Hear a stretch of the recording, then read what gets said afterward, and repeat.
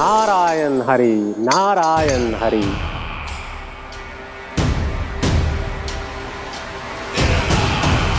प्रणाम देवर्षि। किस योजना में कितना लाभ है और कितनी हानि, यह आंकलन करते करते थक गए होंगे मथुरा नरेश। देवर्षि, आज मेरा ध्यान कैसे आ गया आपको? आप तो सदैव ही मेरे ध्यान में रहते हैं महाराज कंस। सत्य तो यह है कि मथुरा में जो भी हो रहा है मुझसे छिपा हुआ नहीं है। मैं जानता हूं कि आप किसी भी असुर को वृंदावन क्यों ना भेजें, और वो असुर कितना भी शक्तिशाली क्यों ना हो, कृष्ण का सामना नहीं कर पाता। या तो पराजय स्वीकार करके आपके पास लौट आता है, या तो फिर वीर गति को प्राप्त हो जाता है।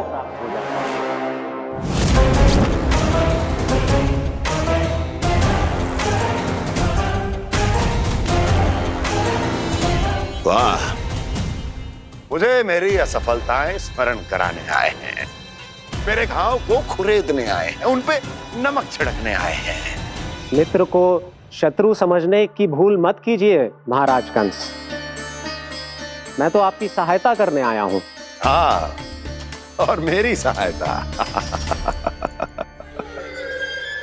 कृष्ण विष्णु अवतार है, आप विष्णु के भक्त हैं। मैं हूं विष्णु द्रोही, फिर भी तो आपके आराध्य को हानि पहुंचाना चाहता है, उसकी सहायता करना चाहते हैं आप। क्या आप निश्चित रूप से कह सकते हैं कि आप ब्रह्मांड के सभी नियमों को अच्छी तरह समझते हैं? अवश्य। आपके लिए बस इतना ही जानना पर्याप्त होगा कि मैं जो कुछ भी कर रहा हूं उसके लिए मेरे व्यक्तिगत कारण हैं। मैं तो बस आपके हित में पिछली बार की तरह एक सुझाव लेके आया था, पर यदि आप मेरा सुझाव सुनना भी नहीं चाहते तो आपकी इच्छा। नारायण हरि, नारायण हरि। कारण चाहे जो हो, इनके पिछले सुझाव के कारण ही आज मेरे शत्रुओं की संख्या कम है।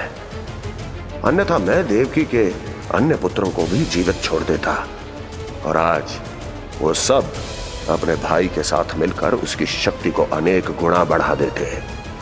ठहरिए देवर्षि।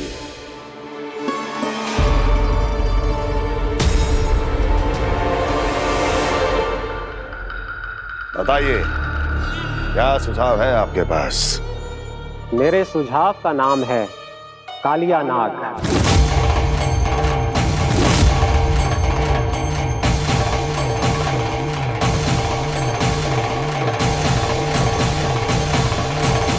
उसके विषय में मैं जानता हूं देवर्षि। तो समस्या ये है कि मैं स्वयं उससे मिलने नहीं जा सकता, उससे भेंट नहीं कर सकता। उस कृष्ण की हत्या के लिए उसको वृंदावन जाने के लिए तैयार नहीं कर सकता। तो मत जाइए उसके सामने, और ना उसे भेजिए कृष्ण के सामने। हर बार आप किसी न किसी असुर को अपने शत्रु के क्षेत्र में भेजते हैं, जहां शत्रु उसका सामना करने के लिए पूरी तरह से तैयार होता है और आपका असुर मारा जाता है। इस बार शत्रु को युद्ध स्थल चुनने का अवसर मत दीजिए महाराज। इस बार योजना का जाल ऐसे बुनिए कि कृष्ण स्वयं उसके पास जाने के लिए विवश हो जाए। कालिया नाग स्वयं काल है, मृत्यु का दूसरा नाम है। उसके विष का उपयोग अपने लाभ के लिए कीजिए महाराज। वैसे कालिया के विष की अधिकता का अनुमान तो होगा ही आपको।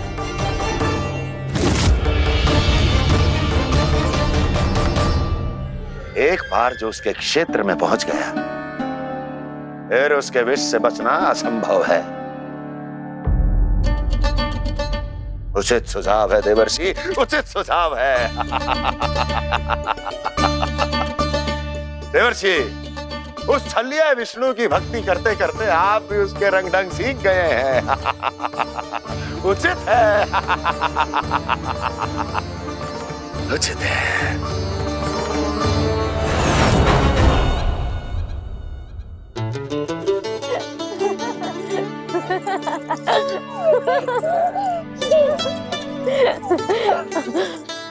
बस बस, बहुत आनंद ले लियो लला। बस अब दूध पी ले। ठहर ठहर, गरम है। जी ले ले।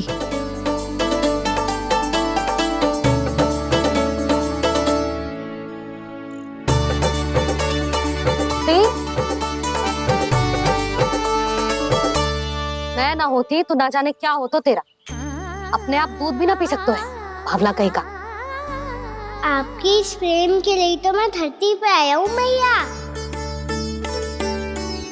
मैं भी यही सोच रहा हूँ यशोदा कि तुम ना होती तो मेरा क्या होता। इसी बात पे थोड़ा दूध और कजू खाने को दे दो। अरे मैं तो भूल ही गई। तनिक ठहर जाओ जी, जे दूध पी लेना तो आपके लिए भी कछु ले आती हूँ।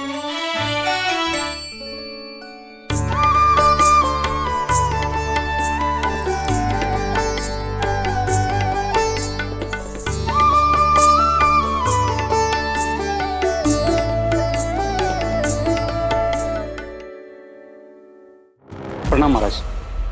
आपकी आज्ञा के अनुसार बिल्कुल वैसा ही पत्र तैयार किया है जैसा आप चाहते थे।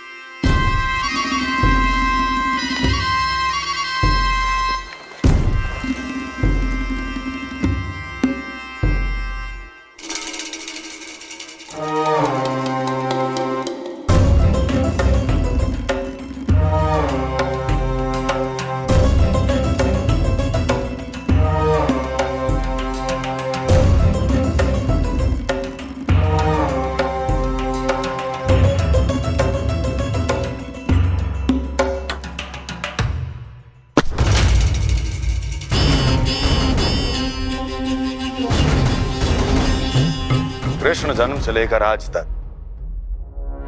ये मेरी सबसे महत्वपूर्ण योजना है। इसका सफल होना निश्चित है दूत, किंतु केवल वही करना जैसा मैंने कहा है। जाओ।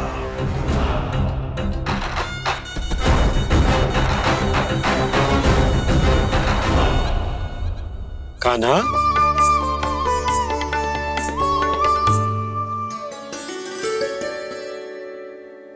क्या होगा?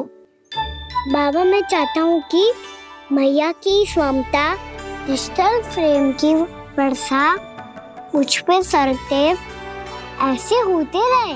वो तो होती रहेगी लल्ला। अपने लल्ला के लिए किसी मैया का प्रेम कभी कम हो सकता है भला? नंदराज, वो मथुरा से एक दूत आयो है महाराज कंस का राजपत्र लेके।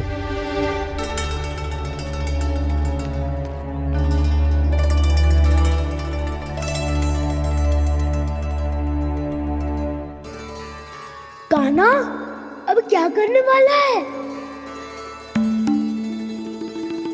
तेरे बाबा कहाँ गए? हाँ? कंस मामा का खेल आराम हो गया है, पर मैया वो सब सुनेगी तो व्यर्थ चिंतित हो जाएगी। बस थोड़ा बाहर गया मैया, कछु खा लिए से। बाहर इस समय? मैया क्या होगा? मैया देखो ना, पीठ पे कुछ हो रहा है। मेरा हाथ ना पकड़ो, आप करो ना। दिखा यहाँ। क्षमा करना मैया, पर अभी बाबा को ही संभालने दो ये सब।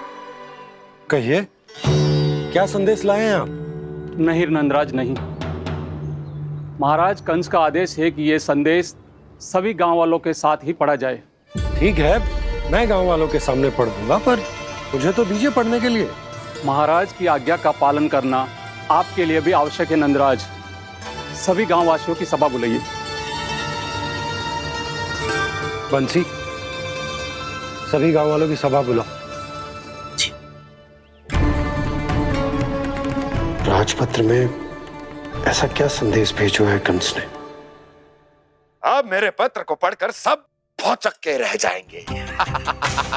और वो कृष्ण, उस कृष्ण के पांव के नीचे से तो भूमि खिसक जाएगी, आकाश फट पड़ेगा, बिजलियां गिर जाएंगी। प्राप्ति, ओ प्राप्ति, कंस का पत्र स्वयं को बहुत अधिक शक्तिशाली समझता है ना वो। अब देखता हूं कैसे वो इस महासंकट का सामना करता है। वो कृष्ण, वो अपनी मृत्यु स्वयं चुनेगा या मृत्यु की वेदी पर चढ़ा देगा प्रिय वृंदावन वासियों को।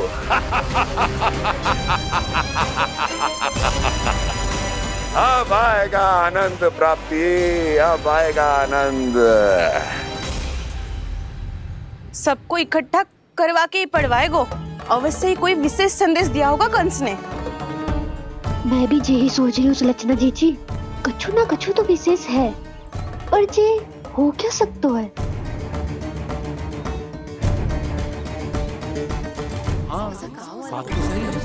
ऐसा का हो सकता है? सभी गांव वासियों के सामने कहा जाए, कछु तो विशेष अवश्य लग रहा है। बाहर तक कोलाहल क्यों हो रहा है? मैया, मैया, अब क्या होगा? मैया देखो ना, सर पे कछु हो रहा है। लल्ला, नारायण ने तुझे हाथ दिए हैं ना? पीठ की बात अन्य थी।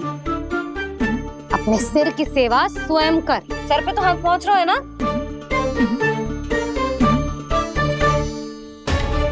मैया सुनो ना, मैया देखो ना, तीव्र कर कछु हो रहा है। मैया देखो ना, तीव्र कछु हो रहा है।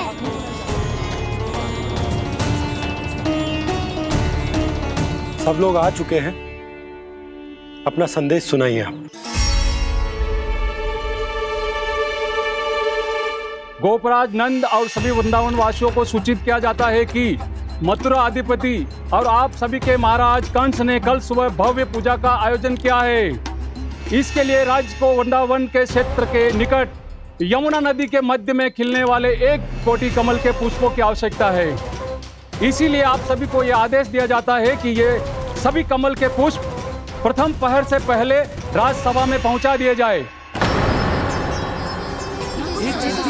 सारे वो भी प्रथम पहर से पहले कैसे हो सकते हैं? यदि आप ऐसा करने में असफल रहे तो इसे राज आज्ञा का उल्लंघन माना जाएगा और राजद्रोह के आरोप में आप सभी को कड़े से कड़ा दंड दिया जाएगा। स्मरण रहे, यदि कल की पूजा में इन 1 कोटि कमल के पुष्पों का ना पहुंचने के कारण कोई व्यवधान आया तो समस्त वृंदावन वासियों को दोषी माना जाएगा और पूरे गांव को निवासियों सहित धूल में मिला दिया जाएगा। कल प्रथम पहर तक का ही समय है आप सबके पास।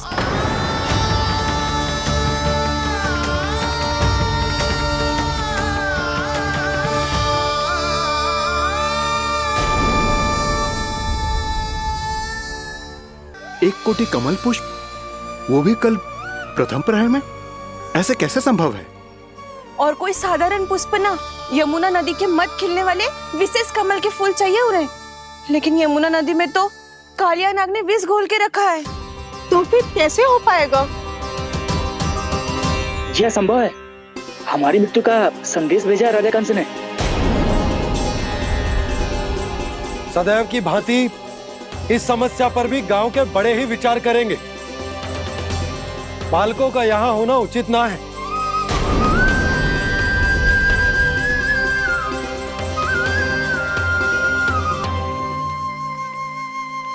लल्ला, ले गेंद ले, जा अपने सखाओं के साथ खेल। सुबह उज्जवल, मधुमंगल वसंता, देखो मैया ने क्या दिया है। चलो खेले, बहुत आनंद आएगा आज।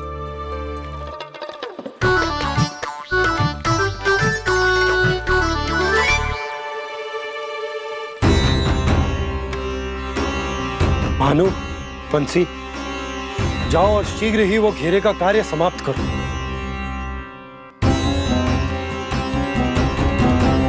पर कछु ना कछु तो करना पड़ेगा ना। पर हम कर ही क्या सकते हैं? पुष्प लाने को और कोई उपाय है भी तो ना। मैं चला जाऊंगा जमुना जी में। वैसे भी मेरे जीवन के कितने दिन शेष बचे हैं। गांव के लिए, समाज के लिए कुछ करके मरूं, तभी तो शांति मिलेगी। ना काका, यदि आप उस विषैले जल में छलांग लगा भी दोगे, किंतु 1 कोटि कमल पुष्प एकत्रित कर पाना आपके लिए संभव ना है। इससे अच्छा है कि मैं चला जाऊं। यदि मैं मर भी गया तो मेरे पीछे रोने वाला कोई ना है। किसी को कहीं जाने की आवश्यकता ना है। गोप नरेश होने के नाते ये मेरा कर्तव्य है कि मैं आप सबकी रक्षा करूं। नंदराज, आपको जाना है तो जाओ, हरिया, काका, भैया सब चले जाओ। लेकिन आपको पता है वहाँ का जल कितना विषैला है। आप लोग एक क्षण भी जीवित नहीं रह पाओगे। फिर कैसे इकट्ठा करेंगे 1 कोटि कमल पुष्प? आप बात तो सही कह रही हैं शांति। उस दुष्ट कंस ने ऐसी मांग रख के हम सबको फंसा दिया। हम में से कोई भी क्यों ना चला जाए और इस संकट का समाधान ना निकले को। कान्हा, बताना कौन सा खेल खेलें? गेंद पकड़ खेलते हैं। पर एक बात सुन लो सब, कोई भी तीव्र गति से ना फेंकेगा गेंद को। भैया ने फ्रेम बनाई है मेरे लिए। सब तैयार हो?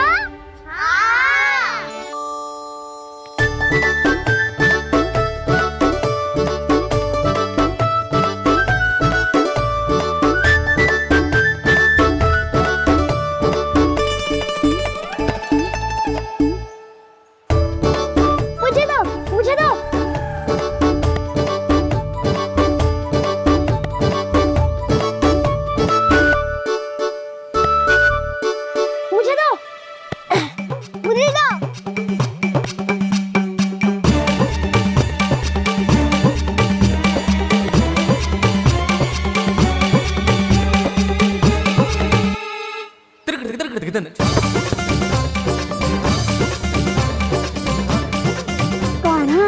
इतनी धीरे से फेंकेगो तो कैसे आनंद आएगो?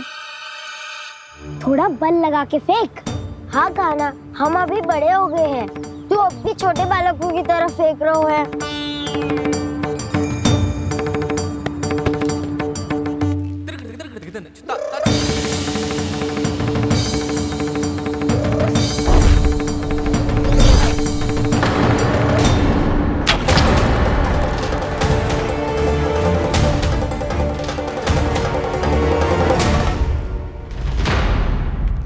दीदी जी क्या करो कान्हा?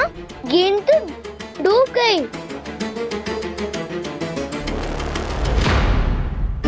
अच्छा, तो ये सब इसकी योजना का भाग था ताकि ये कालिया का सामना कर पाए।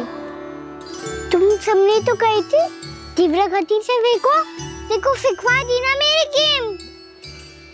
मुझसे नदी में। अब मुझे जाके लानी पड़ेगी। रुक जा कान्हा, रुक जा कान्हा। जी क्या बोल रहे थे कान्हा? इसमें तो बहुत संकट है। कोई भी संकट मेरी मैया का उपहार खोने से बड़ा ना है। बहुत प्रेम से बना के उन्होंने दी थी। हे नारायण, कोई उपाय समझ में ना आ रहा है। मैया, हम कैसे करेंगे हम अपने गांव की रक्षा? कीड़े पड़ेंगे उस दुष्ट को। यदि उसके कारण किसी के प्राण चले गए तो कौन सा फल मिलेगा उसे इस पूजा का? तुम सही कह रही हो यशोदा। हमारे पास कोई और दूसरा विकल्प भी तो ना है। यदि हमने मथुरा की राज आज्ञा का पालन ना किया तो इसका दुष्परिणाम पूरे गांव को भुगतना पड़ेगा।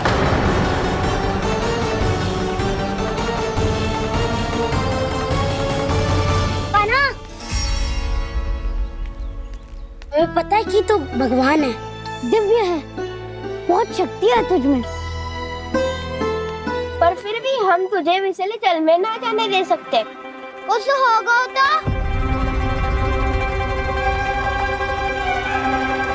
तुम सब इतनी हट कर रहे हो तो ठीक है, ना जाऊंगा। गेंद कहाँ गिरी है, कितनी दूर गई है, ये तो देख लूं ताकि उसे बाहर निकालने का कोई उपाय ढूंढ पाऊं।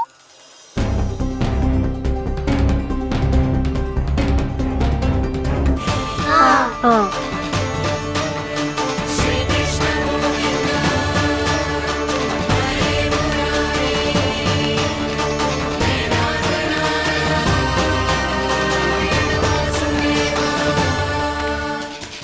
कान्हा की ये लीला तो समझ ही नहीं आ रही। पहले इसने देवश्री नारद को मथुरा जाकर कंस को भड़काने के लिए कहा, फिर स्वयं ही दुखी भी हो गया कि अब इसका रहस्य सबके सामने खुल जाएगा। और अभी स्वयं ही तो इसने कहा था कि गेट बहुत महत्वपूर्ण है, फिर स्वयं ही उसे नदी के विसले जल में फेंक दिया।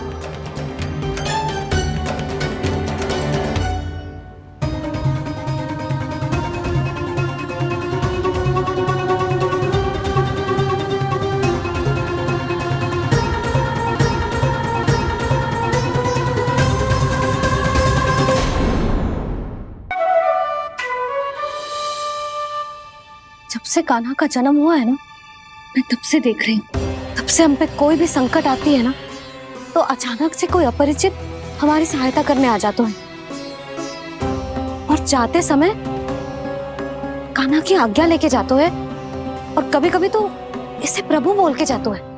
बाबा संभालो। यशोदा, इस जानकी को चढ़ो है और विचित्र विचार तुम्हारे मन में है। अरे सब जानते हैं कि हमारा परिवार राजसी, तुम्हें पता ना चलते हो वो, पर हमारे कान्हा को सब राजकुमार ही समझते हैं देखकर, इसीलिए उसे सम्मान देने के लिए सब ऐसा ही करते हैं, और कोई बात ना है।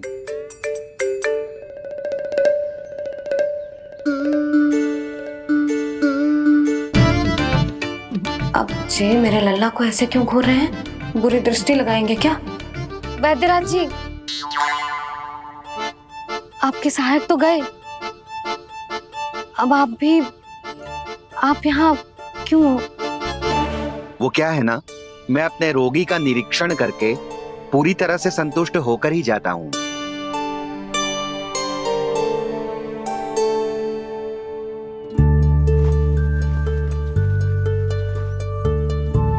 हाँ, संकेत तो अच्छे हैं, कल सुबह तक बिल्कुल ठीक हो जाएगी।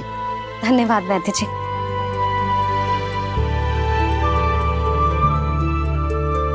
बस तो फिर हम कल पकड़न पकड़ाई खेलेंगे जानकी।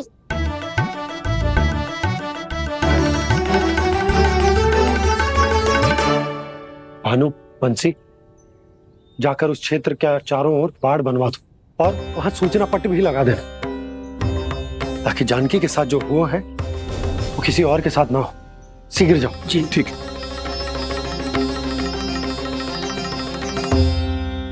बाड़ और सूचना पट लगवाने से समस्या का समाधान नहीं होगा बाबा। निर्दोष पशु सूचना पट देखकर भी कुछ समझ नहीं पाएंगे।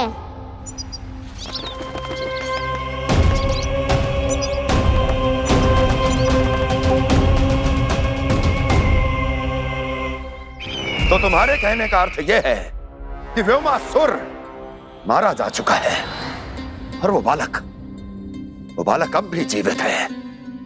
हाँ महाराज, मैंने गोप बालकों को कहते सुना था कि कृष्ण ने छलिया को मोक्ष दे दिया है, पर वृंदावन सुरक्षित नहीं है महाराज। वो एक बहुत बड़ी समस्या से जूझ रहे हैं। कैसी समस्या? गांव के निकट क्षेत्र में किसी विषैले सर्प का निवास है। उसके विष का प्रभाव इतना भयानक है महाराज, जैसे विष ना हो, स्वयं हलाहल हो।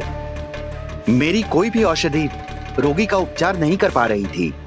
निकट के क्षेत्र में कहां है वो सर्प? गोप मानते हैं कि वो सर्प गांव के निकट यमुना नदी के जल में रहता है। मुझे तो लगता है महाराज, ये कालिया नाग की कथा कोई किंवदंती या लोक श्रुति नहीं, एक सच्चाई है, एक विषैली सच्चाई।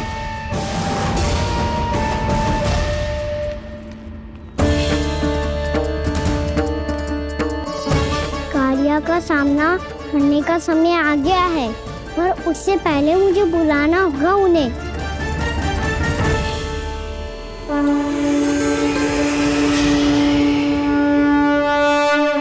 संसार के दारुण भय का नाश करने वाले, सभी कष्टों का हरण करने वाले, विश्व का समस्त ऐश्वर्य प्रदान करने वाले, कमल जैसे लोचन, मुख और चरणों वाले आजानुभुज श्री राम को मैं बार बार नमस्कार करता हूँ।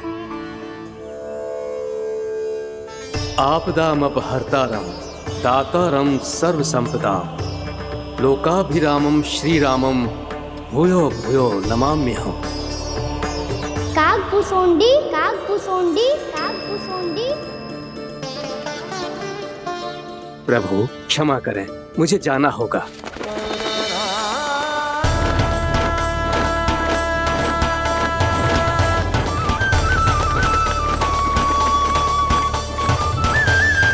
प्रणाम प्रभु। अनेक बार मैं आपके दर्शनों के लिए आया प्रभु। कभी नंद भवन के झरोखों से आपके दर्शन करके चला जाता था, तो कभी दूर किसी वृक्ष की आड़ से आपको निहार लिया करता था। आज आपने स्वयं मुझे बुलाकर धन्य कर दिया प्रभु।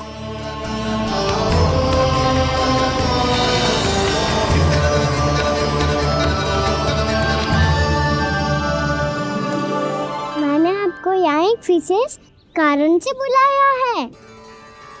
आपके श्राप से इस कालिया नाग को मुक्त करने का समय आ गया है।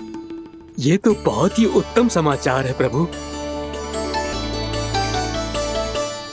इतने वर्ष बीत गए, मुझे आज भी स्मरण है वो दिन जब मैंने उन्हें श्राप दिया था।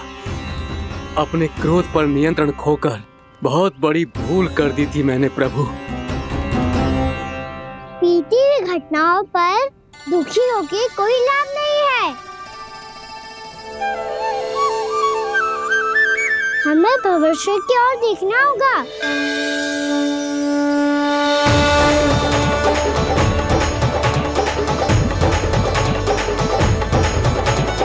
आदेश कीजिए प्रभु, क्या आज्ञा है आपकी? जब मैं कालिया नाग का सामना करने जाऊं, तो आप यहीं रहेगा। आपको अपने आप पता चल जाएगा कि कब क्या करना है। और हाँ, लौटते जाते समय नारद मुनि से कहिएगा, वो आकर मुझसे भेंट करे। अवश्य प्रभु, प्रणाम। क्या इसने सच्ची में देवर्षि नारद को बुलाया है? नारायण नारायण। आपको संदेश भेजने की आवश्यकता नहीं थी। आप स्मरण करते और मैं चला आता। तुम्हारा कल्याण हो नारद।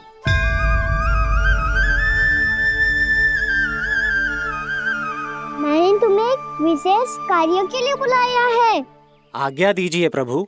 तुम्हें एक बार फिर कंस से भेंट करनी होगी। विचार कीजिए महाराज। क्या आप बिना किसी शंका के कह सकते हैं कि कौन सी पंखुड़ी पहली है और कौन सी आठवीं? उस दुष्ट से भेंट करना स्वयं कीचड़ में उतरने के समान है प्रभु। कमल पुष्प प्राप्त करना हो तो कीचड़ में उतरना पड़ता है नारद। आपका आदेश तो मैं स्वप्न में भी नहीं टाल सकता प्रभु। कंस कालिया नाग के बारे में जान गया है, पर वो उसका सामना करने का साहस नहीं कर पाएगा। मैं आतुर हूँ प्राप्ति, मूर्ख नहीं। मेरी बुद्धि फिर नहीं गई है। मैं स्वयं उस कालिया जैसे महाविषैले सर्प के सामने खड़ा हो जाऊं और अपने ही काल को आमंत्रित कर लूं। तो फिर अपने लाभ के लिए उसका प्रयोग करने का कोई और उपाय सोचिए स्वामी। कुछ ऐसा कीजिए कि यमुना नदी का पूरा जल विषैला हो जाए और वृंदावन वासी उसका उपयोग करे, और आपका काल कहलाने वाला वो बालक स्वयं काल के गाल में चला जाए। उत्तम उत्तम सुझाव है प्राप्ति। अब मुझे उस कालिया तक पहुंचने का मार्ग ढूंढना होगा। उसको विवश करने का कोई उपाय ढूंढना होगा, क्योंकि व्यक्तिगत रूप से उससे भेंट करना असंभव है। असंभव। आप सही कह रहे हैं प्रभु। कंस में उतना सामर्थ्य नहीं कि वो कालिया नाग का सामना स्वयं कर सके। वैसे तो कालिया गरुड़ देव का भी सम्मान नहीं करता, तो फिर वो कंस का सम्मान क्यों करेगा भला? नहीं करेगा, पर कंस तुम्हारा सम्मान अवश्य करेगा नारद। हमारी बातें भी सुनेगा और मानेगा भी। ये मेरी योजना का बहुत ही महत्वपूर्ण भाग है। तुम कंस के पास जाओ और कहो कि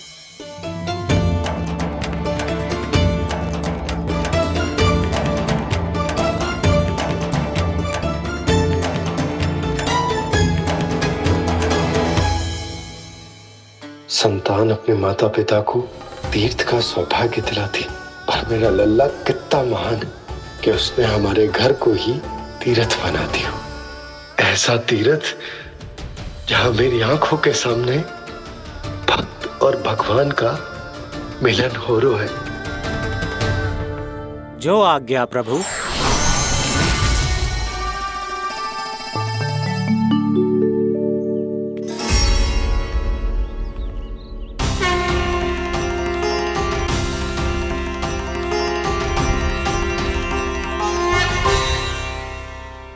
बाबा।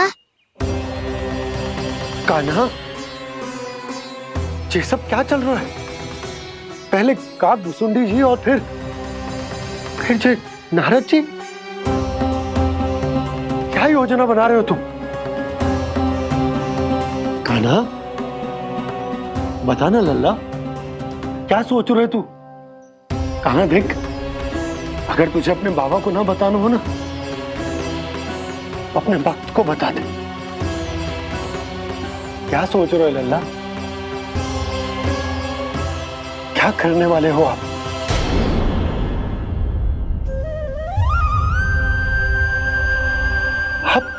आप इतने दुखी क्यों हो? कान्हा, कान्हा, क्या होगा? क्योंकि मुझे आभास हो गया है बाबा, समय आने वाला है। कौन सा समय आने वाला है लल्ला? शीघ्र ही सब कुछ बदलने वाला है। भैया को मेरा सत्य पता चल जाएगा बाबा।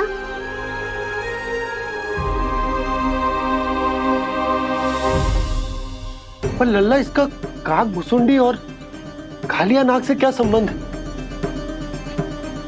ऐसा क्या हुआ था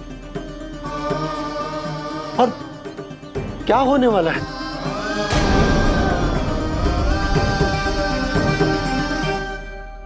जो होने वाला है बाबा, उसका संबंध उससे है जो सैकड़ों वर्ष पहले हुआ था। महर्षि भृगु के एक वंशज थे, वेदशिरा मुनि, जो विंध्याचल की पहाड़ियों में साधना कर रहे थे। तभी वहाँ अश्वशिरा नाम के एक दूसरे मुनि आमंत्रण के बिना ही आ गए। कितना सुंदर और शांतिपूर्ण आश्रम है। यहाँ प्रभु की साधना करने में बहुत आनंद आएगा। शीघ्र ही अश्वशिरा मुनि उपस्थिति के कारण होने वाले व्यवधान से बाध्य होकर वेदशिरा मुनि ने अपनी आंखें खोली। कौन हो तुम और यहाँ क्या कर रहे हो? आपके आश्रम में बहुत शांति है मुनिवर। साधना करने के लिए बहुत ही उत्तम स्थान है ये। मैं चाहता हूँ कि मैं भी यहाँ। आप यहाँ साधना करना चाहते हैं, लेकिन इतना भी नहीं जानते कि किसी के आश्रम में प्रवेश करने से पहले उसकी आज्ञा लेनी चाहिए। आप ये भी नहीं जानते कि यदि कोई यज्ञ कर रहा हो तो बिना अनुमति के वहाँ प्रवेश करने से उसकी यज्ञ साधना भंग हो सकती है। आप क्या साधना करेंगे मुनि? आप तो साधना के योग्य ही नहीं हैं। इतना अपमान!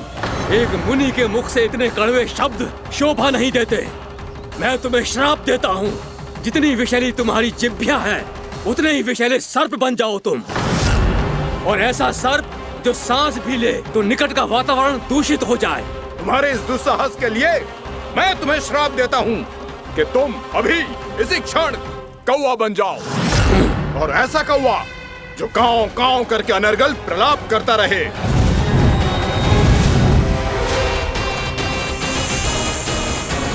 ये मैंने क्या किया? ये मैंने क्या किया?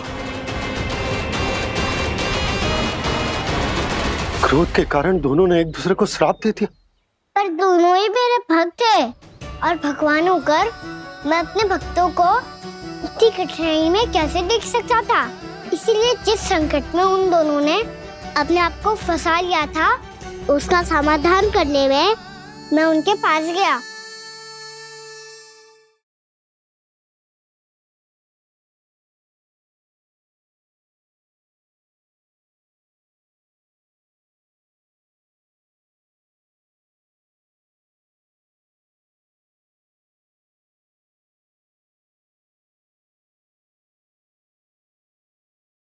तंग करे मैया को खिजाए, खेले रूठे मनाए।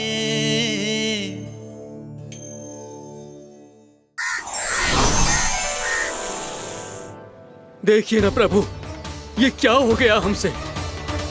हमारी रक्षा कीजिए प्रभु, मार्ग दिखाइए हमें।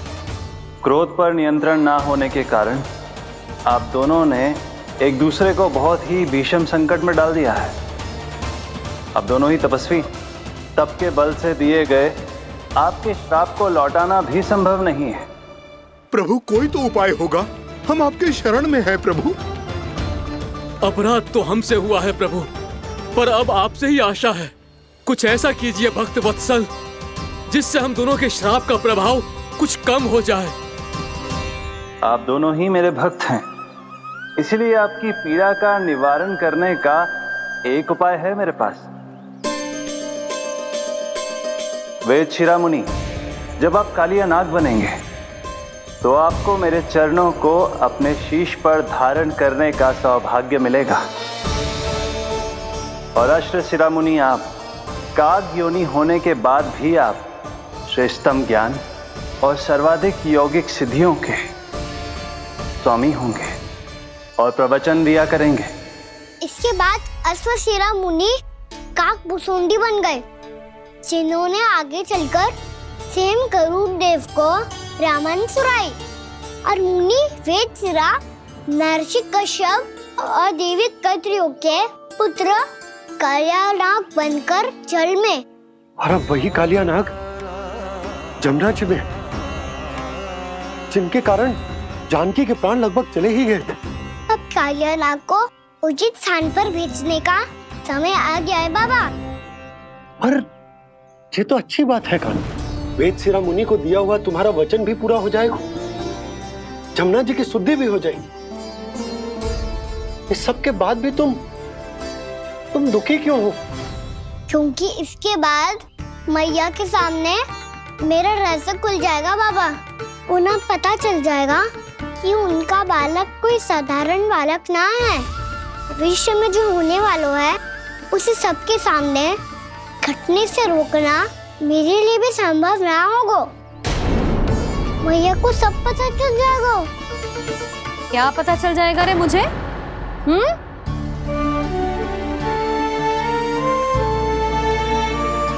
यही कि सबसे अधिक प्रेम मैं आपसे ही करता हूँ। अब बस भी कर, चलो भोजन के लिए बुलाने आई थी तुम दोनों को। भूखा थोड़े ना रहने दूंगी अपने लल्ला को, मेरा लल्ला दुर्बल हो जाएगा ना। आप खिलाओगे तो ही खाऊंगा। हाँ ठीक है, मैं ही खिलाऊंगी। अब चल, आओ जी चल।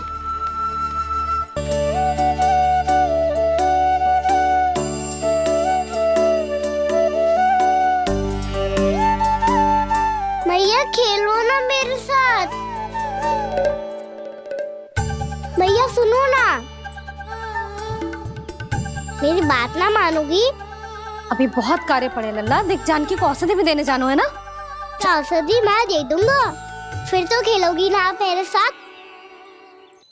पिछले कुछ दिनों से अपनी मैया का अधिक से अधिक प्रेम पाने का प्रयास करो है कान्हा। इसका तो एक ही अर्थ हो सकता कि कछु बहुत बड़ो होने वालों है। कान्हा रुक जा लल्ला।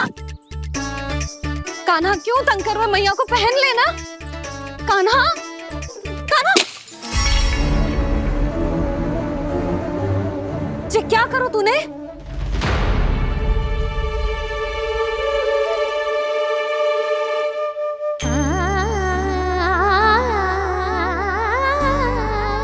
अच्छा ठीक है, अब मुंह लटकाने की आवश्यकता ना है।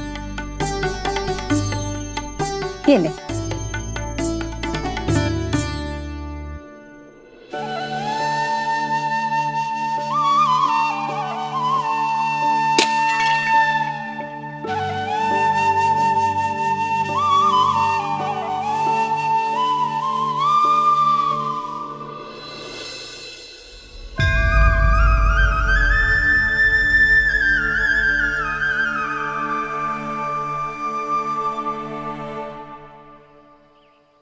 तंग करे मैया को खिजाए, खेले रूठे मनाए, लीला अनोखी करके शरारत, कान्हा दंड भी पाए।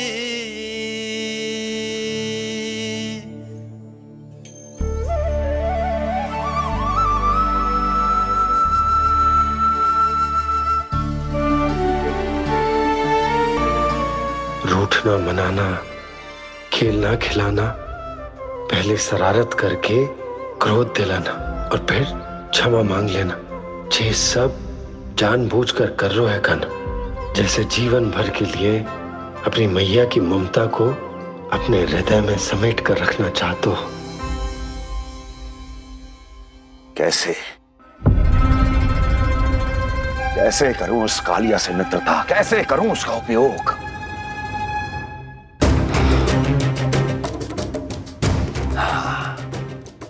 उस पर आक्रमण कर देता हूं और उसे किसी ना किसी तरह से यह विश्वास दिला देता हूं कि यह आक्रमण उस विष्णु अवतार ने किया है। फिर वो क्रोध में आकर सारे वृंदावन वासियों को अपने विष से समाप्त कर देगा। उचित है, ये उचित है। नारायण हरि, नारायण हरि।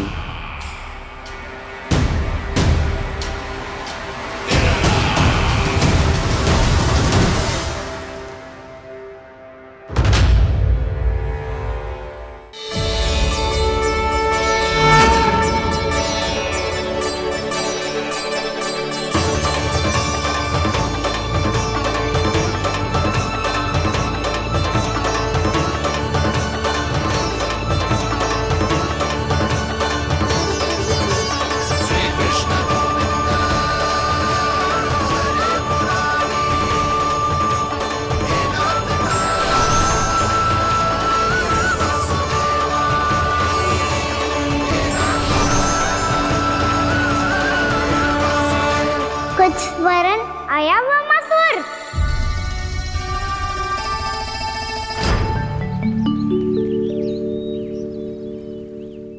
बहुत समय पहले की बात है, बहुत बड़े भूमाकर राज करते थे तुम्हें मान राजा भीमम के नाम से जाना जाता था। सब कुछ था तुम्हारे पास, पर शांति नहीं थी। इसीलिए शांति की खोज में अपना संपूर्ण राज अपने पुत्रों को सौंप कर मलय पर्वत की ओर चल दिए।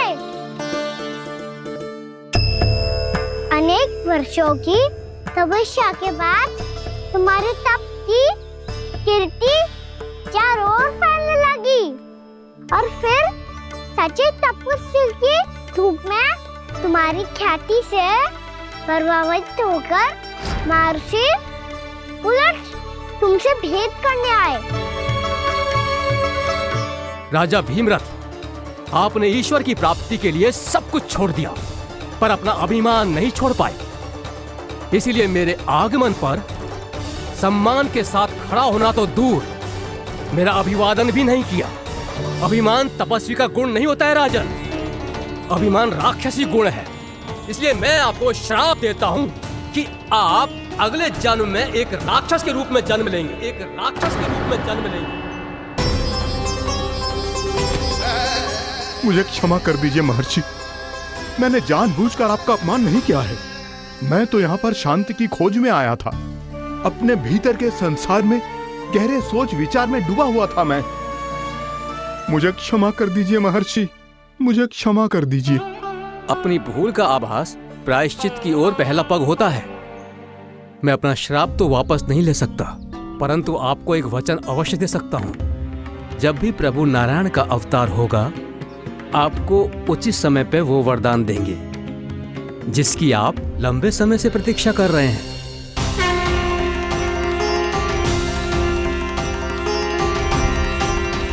प्रभु, आपने मेरी आंखें खोल दी।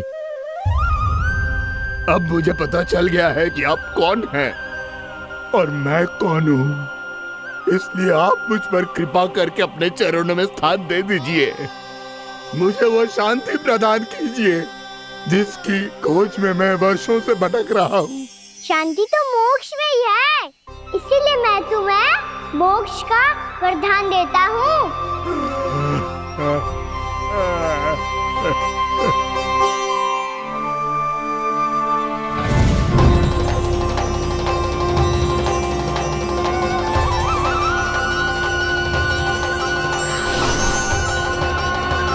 प्रभु की ये लीला सदैव स्मरण रखी जाएगी। इस स्थान को इनका आशीर्वाद मिलेगा और इस कंदरा को व्योमासुर की कंदरा के रूप में पहचाना जाएगा। भविष्य में अनेक ऋषि मुनियों की शरण स्थली बनेगी ये कंदरा। दीदी, ये कोई साधारण बालक ना है। ऐसा चमत्कार कोई साधारण बालक थोड़ी ना कर सकते है। तुम सत्य कह रहे थे बलराम, गाना सच्ची में भगवान ही है, तभी तो सब देवता इसे बसाने और इसकी ओर से युद्ध करने आते हैं। तुम सब ऐसे आंखें फाड़ के क्यों देख रहे हो मुझे?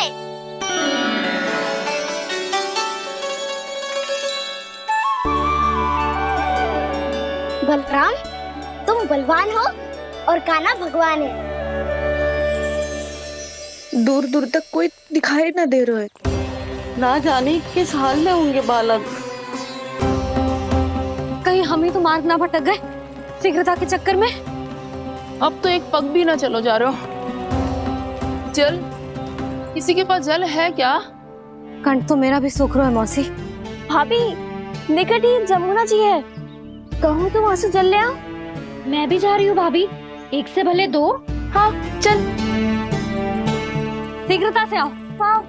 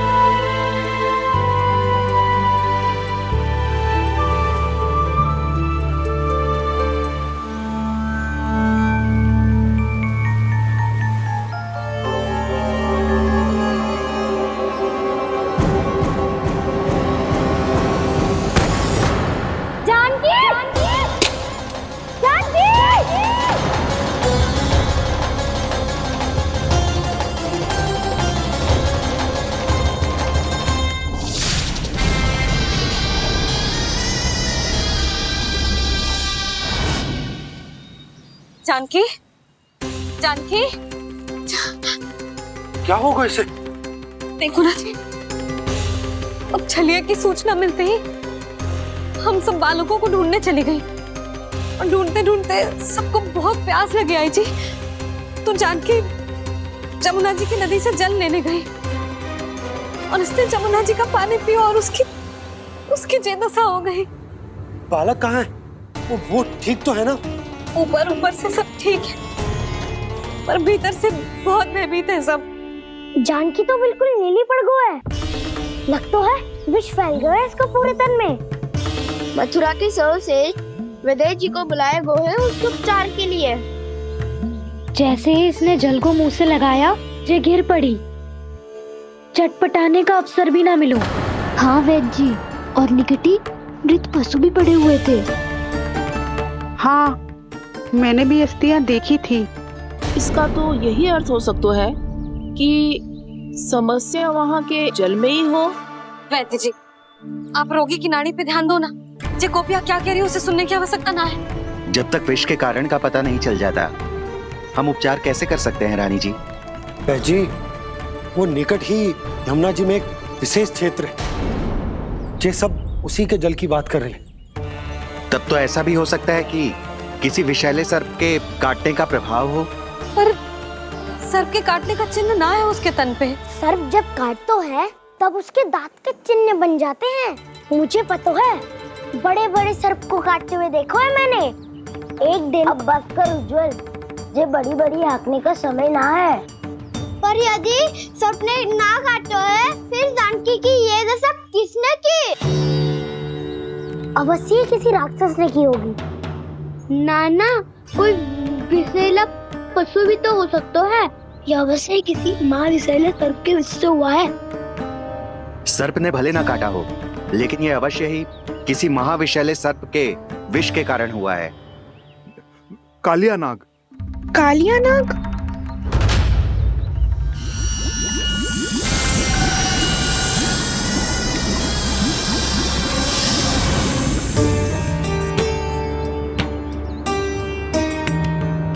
संकेतों से तो ऐसा लगता है कि जानकी ने कालिया नाग के क्षेत्र के विशाल जल पी लियो है। कालिया नाग एक लोक श्रुति है, कल्पना में गढ़ी हुई एक कथा, और कछु न है। हमें जाके पता लगाना पड़ेगा। पर हमें वहां जाने से मना किया है ना बड़ों ने। उज्जवल सही कह रहे हो है, इस समय जानकी के स्वार्थ से अधिक महत्वपूर्ण और कछु ना है। जानकी हमारे लिए ही जलाने गई थी जी, ना मैं उसे जाने देती ना जैसा वो तो। वैद्य जी आप शीघ्र कछु करो, कैसे भी कछु भी करो, पर इसके प्राण बचा लो। यशोदा, धैर्य रखो, श्री नारायण पर विश्वास रखो, वो सब ठीक कर देंगे।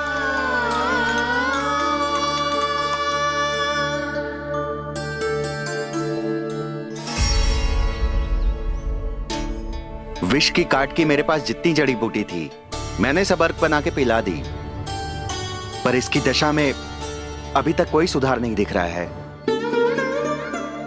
यह अंतिम जड़ी बूटी है, अगर इससे भी चमत्कार नहीं हुआ तो फिर जो नारायण की इच्छा।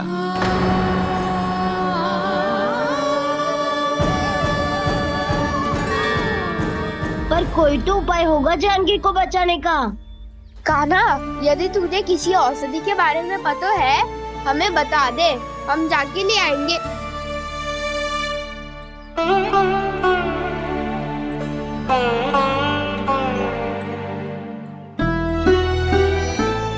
हे नारायण, हे प्रभु, मेरी जानकी के प्राण बचा ले प्रभु। या तो मैं अपने आप को कभी क्षमा न कर पाऊंगी। ये सारी मेरे ही कारण बनाई थी। उसकी रक्षा करो प्रभु, मेरी पुकार सुनो। कान्हा, तूने हमें वत्सासुर से बचाया था ना, और बकासुर से भी तो, और छन्ने से भी तो तूने ही बचाया था ना हमें। क्या ऐसा कोई उपाय ना है जानकी को बचाने का? धन्वंतरी,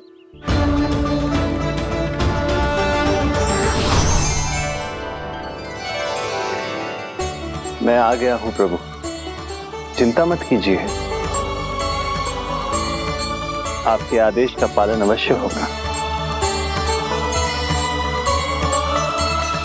यशोदा मैया,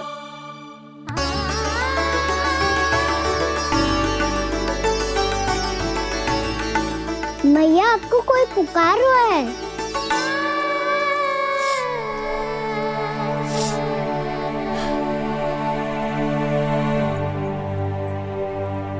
चिंता मत करो मैया, अब धन्वंतरी जी आ गए हैं, वो सब संभाल लेंगे। धन्वंतरी जी कौन है? जिन्होंने संसार का आयुर्वेद दिया, आरोग्य के देवता, वे श्री नारायण के अवतार।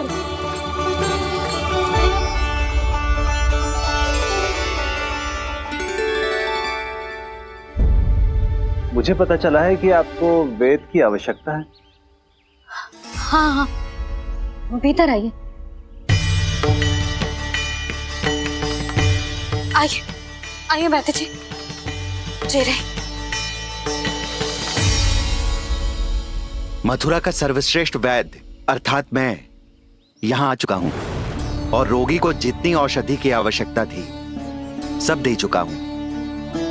निश्चित रूप से आपने विष की काट के लिए बहुत ही उत्तम अर्क तैयार किया है। इसीलिए किसी और वैद्य की आवश्यकता नहीं है। किंतु आप अकेले कितना कुछ करेंगे वैद्यराज? मुझे अपना सहायक ही बना लीजिए। पर जो करना था मैं पहले ही कर चुका हूं। हाँ, वो तो आप कर चुके हैं।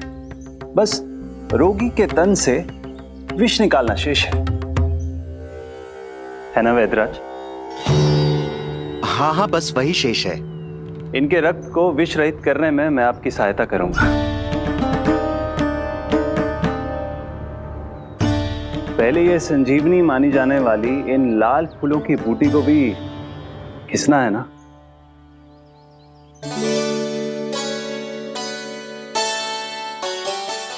हाँ हाँ, तुम सही कह रहे हो। इसे अच्छे से घिसो।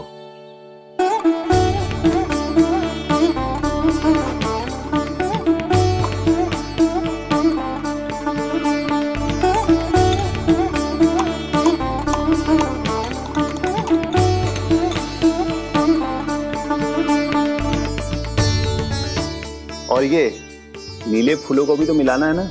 हाँ हाँ, अच्छे सहायक बन सकते हो तुम। ऐसे ही श्रम करते रहो।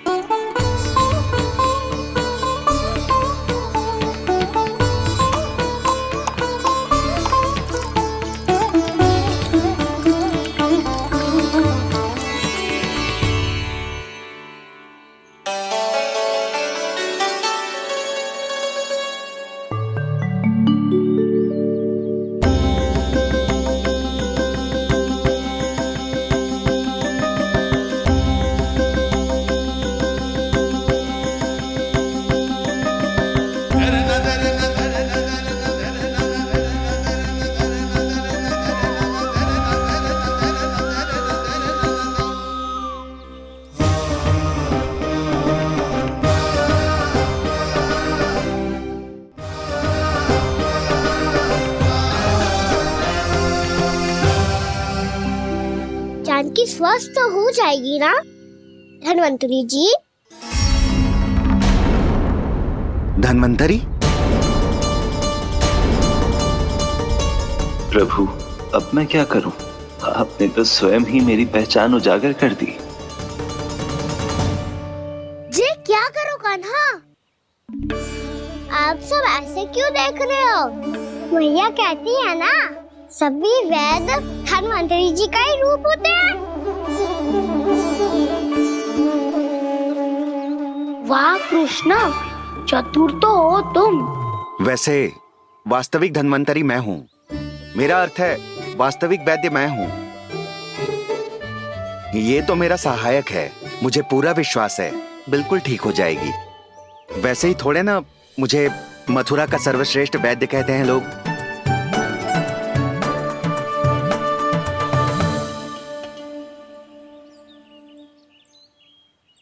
जसोदा भाभी,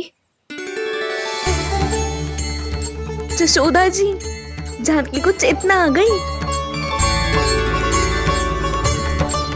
जानकी, जानकी, जानकी, तू ठीक है ना? क्षमा करना भाभी, मैं आपके लिए जल ना ला पाई। बस बहुत भूख लगी है। मैं अभी कछु लाती हूँ। जानकी माखन खाओगी?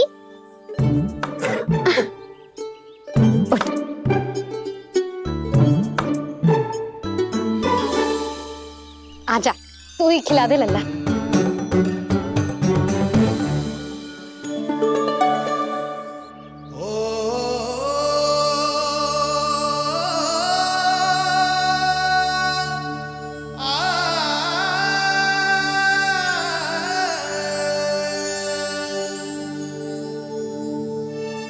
तुम सब मेरे लल्ला को माखन चोर कहती हो ना?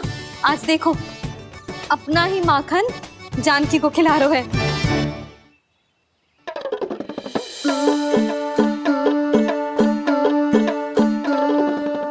थोड़ा और विश्राम कर लो। सदैव तुम हम सबकी सेवा करती हो, आज मैं तुम्हारी सेवा करूंगा।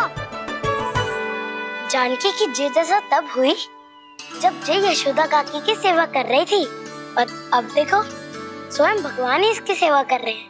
जानते हो इससे क्या सिद्ध होता है? जो भी यशोदा मैया की पूजा करेगा अर्थात अपने माता पिता की सेवा करेगा, उनके साथ सम्मान से व्यवहार करेगा, ईश्वर स्वयं उसका ध्यान रखेंगे, कभी धन्वंतरी के रूप में तो कभी स्वयं कान्हा के रूप में। भक्त और भगवान का देखो कैसा ये अनुराग, स्वयं करे सेवा प्रभु, अद्भुत गोपी का भाग्य। प्रभु इन सब पृथ्वीवासियों से कितना घुल मिल गए हैं। ना तो ये प्रभु को भगवान मानते हैं और ना ही प्रभु अपने आप को इनसे सर्वश्रेष्ठ समझते हैं। अपने आचरण से ये सिद्ध कर रहे हैं कि ये सभी में हैं और सभी इनका ही अंश है।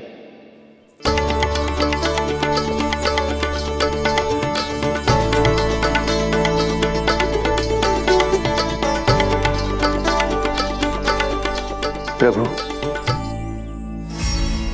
अब मुझे जाने की आज्ञा दीजिए।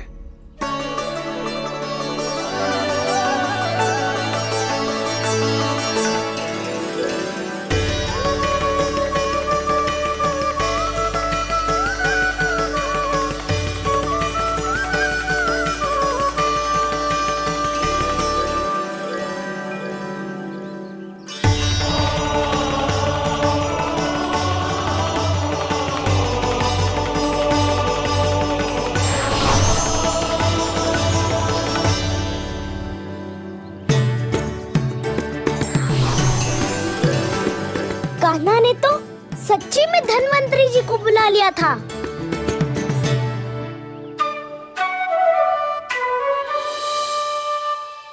जब से कान्हा का जन्म हुआ है ना, मैं तब से देख रही हूँ, तब से हम पे कोई भी संकट आती है ना, तो अचानक से कोई अपरिचित हमारी सहायता करने आ जाता है, और जाते समय कान्हा की आज्ञा लेके जाते है, और कभी कभी तो इसे प्रभु बोल के जाते है। बाबा संभालो।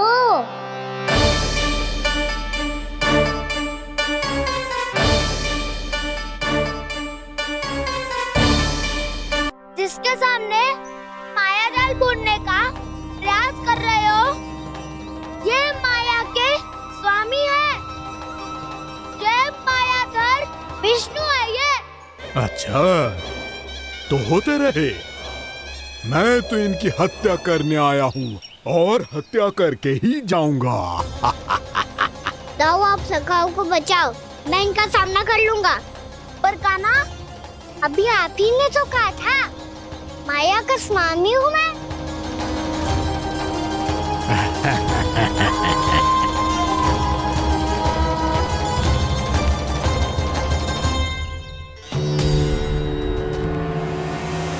ये तो मथुरा का व्यापारी है। इसको अर्थ वो जो था वो सच में छलिया हो तो कहीं वो नंदभवन तो ना पहुंच गो। हमें शीघ्र ही गांव जाना पड़ेगा और सबको सावधान करना पड़ेगा। चल।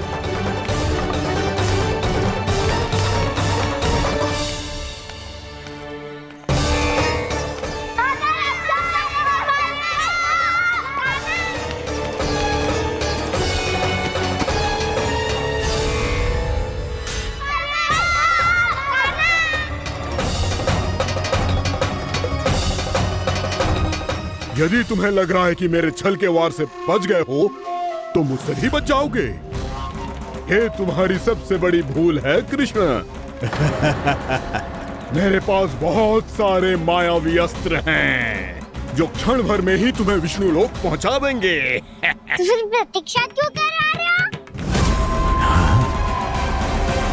बालक, मैं परिहास नहीं कर रहा हूँ। मुझे पता है, तभी तो कह रहा हूँ शीघ्र दिखाओ ना। मुझे तुम्हारे सारे मायावी अस्त्र देखने हैं। कैसे बालक हो तुम? मैं यहाँ खेल दिखाने नहीं आया हूँ। उस समय व्रत क्यों कर रहे हो ब्रह्मासुर? जो करने आए हो वो ही करो ना। अब देखो कैसे तुम्हारे प्राण एक ही वार में इस देह का साथ छोड़कर उड़ जाएंगे। मेरी मायावी अग्नि तुम्हारे भोले भाले से इस मुख को जलाकर भस्म कर देगी।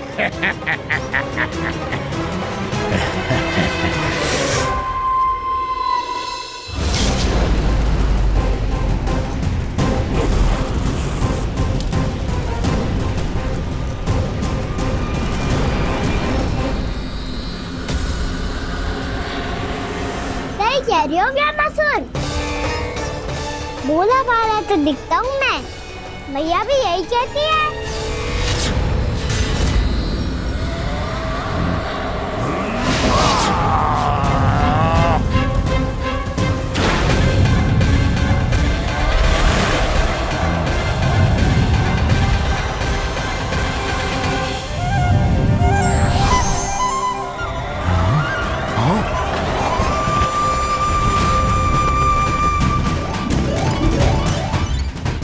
आसन को उपहार देने के लिए बहुत बहुत धन्यवाद ब्रह्मासुर।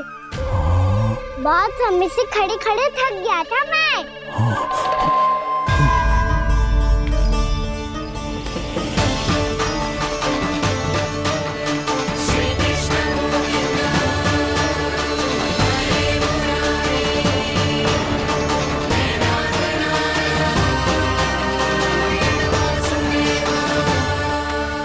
अगला अस्त्र दिखाओ ना। तुम्हारी यही जिज्ञासा आज तुम्हारा अंत करने में सहायक बनेगी मूर्ख बालक।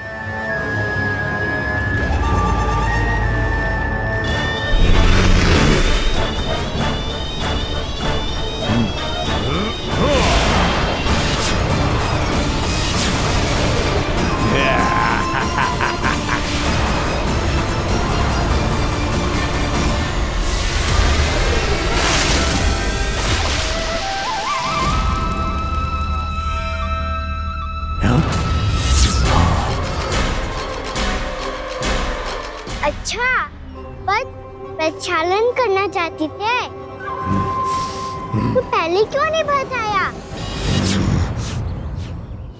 मुस्कुराना बंद करो। तुम्हारी ये हंसी मुझे कांटों की तरह चुभ रही है। पर मैया तो कहती है कि मेरी मुस्कुराहट फूलों की तरह है।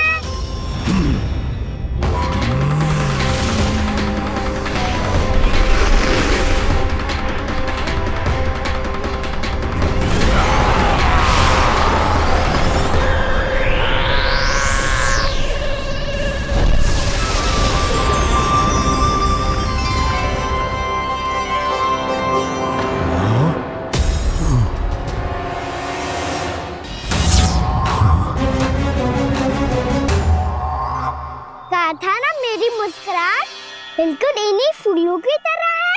और तुम कर क्या रहे हो ब्रह्मासुर? कभी आसन दे रहे हो, कभी पद प्रक्षालन कर रहे हो और अब फूल भी चढ़ा दिए। तुम मुझ पे वार करने आए हो कि पूजा करने? तुम्हारी पूजा तो मैं अब ऐसी करूंगा कि तुम मृत्यु के बाद भी मुझे भूल नहीं पाओगे बालक।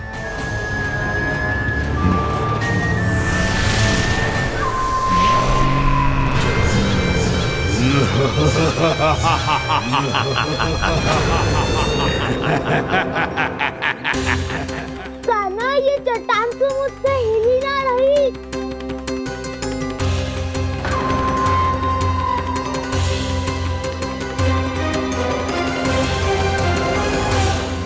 अभी कंदरा के अंदर कुछ क्षणों में ही प्राण वायु समाप्त हो जाएंगे।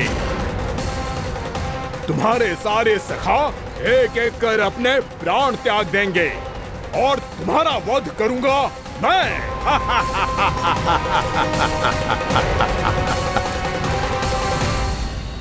अरे सब जन बच के रहना। छलिया आया हुआ है वृंदावन में। अरे छलिया आ गया है। वृंदावन में मायावी छलिया। अरे क्या हुआ? कौन छलिया? मायावी छलिया, सबको छलता है वो। हाँ, कुछ भी कर सके है वो। बहुत भयानक। अरे भानु, ठहर जरा, क्या हुआ? बहुत भयानक है वो, बच के रहना सब लोग। अरे भेष बदल ले तो है वो। हाँ। क्या हुआ? छलिया है वो। अरे मेरी बात तो बताओ। रानी भाभी, रानी भाभी, कान्हा घर पर ही है ना? ऐसे भड़बड़ा क्यों रहे हो? कोई भूत देख लियो है क्या? भूत ना भाभी, छलिया से भेंट हो गई। सच्ची का मायावी छलिया है भाभी। क्या उल्टा सीधा बोले जा रहे हो? ठीक से बताओ। अब बोलो भी। वो कान्हा के पीछे पड़ो है वो। मेरे लल्ला के पीछे? हाँ रानी भाभी, हमारे अचेत होने से पहले हमने उसे ये कहते सुना था कि वो वृंदावन आने वाला है कान्हा से मिलने। हे नारायण, मेरे कान्हा की रक्षा करना। जसोदा जी, जे मायावी छलिए से बचना बालकों के बस की बात ना है। जीजी, बालक वन में अकेले हैं।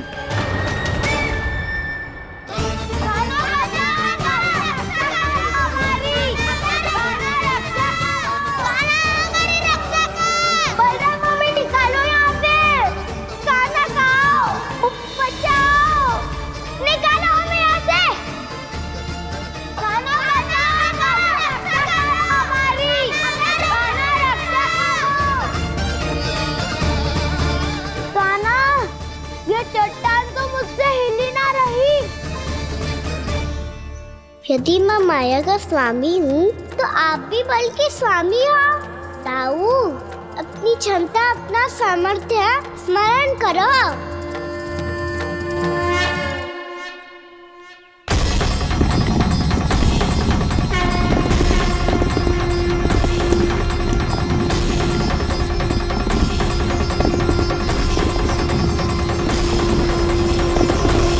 इससे पहले कि वो कंदरा का द्वार खोल के तुम्हारे सखाओं को बाहर निकाले, मैं तुम्हारे प्राण ले लूंगा कृष्ण।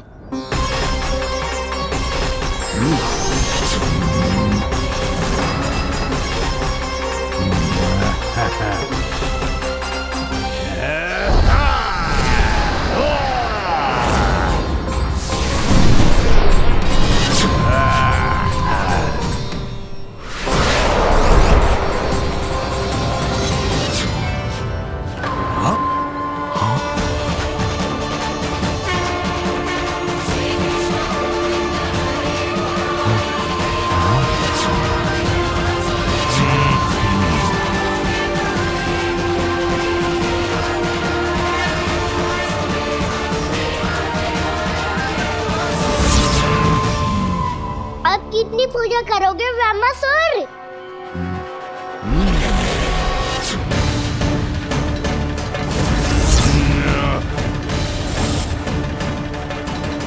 प्रभु तो खेल खिला रहे हैं इससे। और ये खेले जा रहा है विवश होकर, उनकी माया से बाध्य होकर।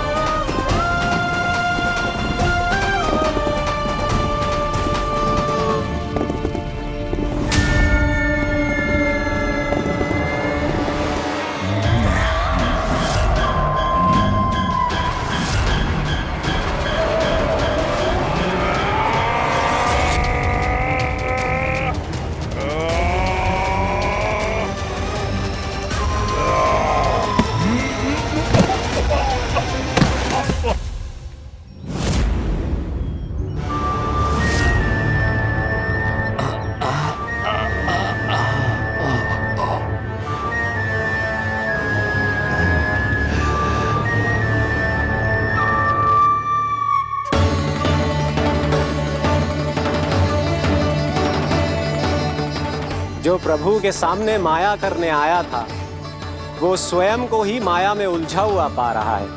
नारायण नारायण। लो, अब तो तुमने दंडवत प्रणाम भी कर लिया, माया भी कथा भी उपहार भी दे दी। तुम चाहते क्या हो ब्रह्मासुर? मेरी शरण में आना है क्या?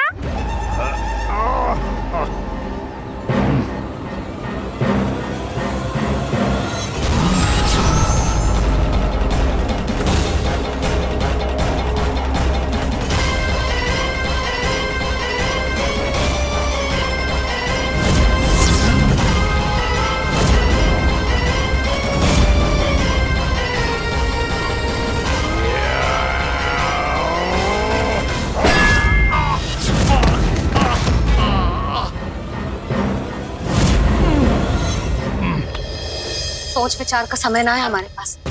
अपने बालकों की रक्षा के लिए इसी क्षण में निकलना होगा। और वो छलिया किसी का भी रूप धारण कर सकते है। सुलक्षणा तेरा, शांति तेरा या मेरा, किसी का भी रूप धारण करके हमें भ्रमित कर सकते हो। इसीलिए हमें सतर्क रहना होगा। समझ आई? चलो।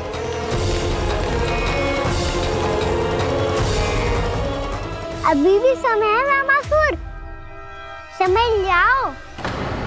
यदि मैया आ गई तो बात गड़बड़ हो जाएगी।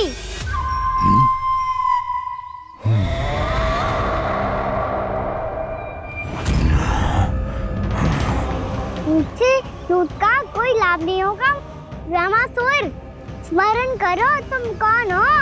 मायासुर का पुत्र हूँ मैं, अपने स्वामी महाराज कंस का सेवक हूँ, और तुम्हारा हूँ मैं काल।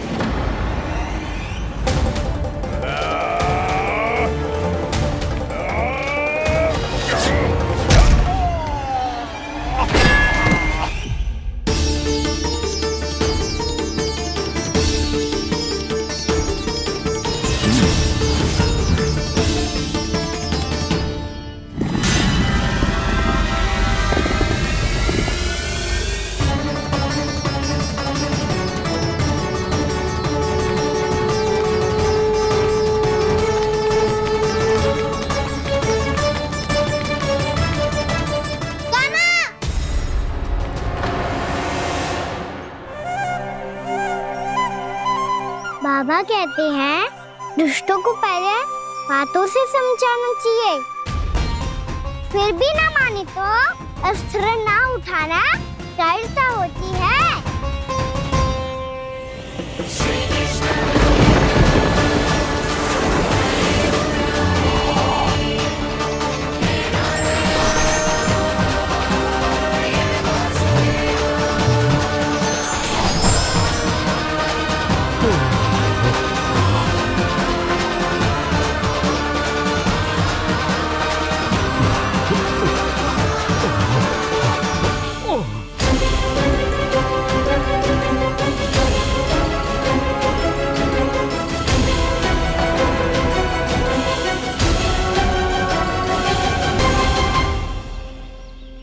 पता था मुझे, अपने बाबा के स्वरूप को हानि नहीं पहुंचाओगे।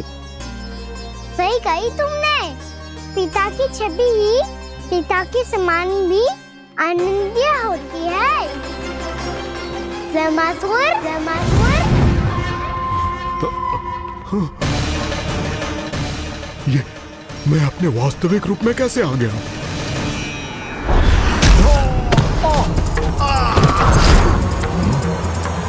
मेरे बाबा का स्वरूप नहीं लेना चाहिए था तुम्हें। मैया ने सिखाया है भूल को क्षमा किया जा सकता है, पर जानबूझ के किए गए अपराध के लिए दंड ही एकमात्र विकल्प होता है। ये बार बार अपनी मैया का नाम ले रहा है। यदि मैं वो स्वरूप लूं तो अपनी मैया पर वार नहीं कर पाएगा ये।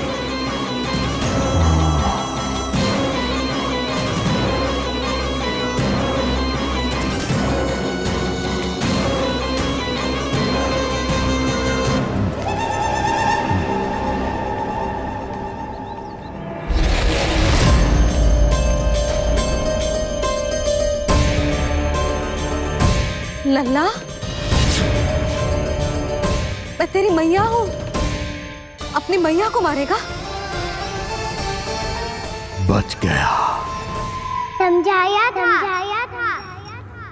पर तुमने एक बार फिर से मूर्खता कर ही दी।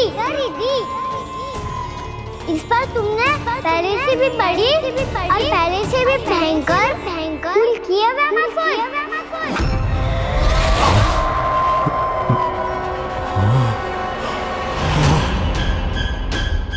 ये क्या हो रहा है मुझे? बार बार मेरा रूप क्यों बदल रहा है? ममता को समझे बिना अधिक समय तक मैया का स्वरूप हरण करके नहीं रख पाओगे रामासुर।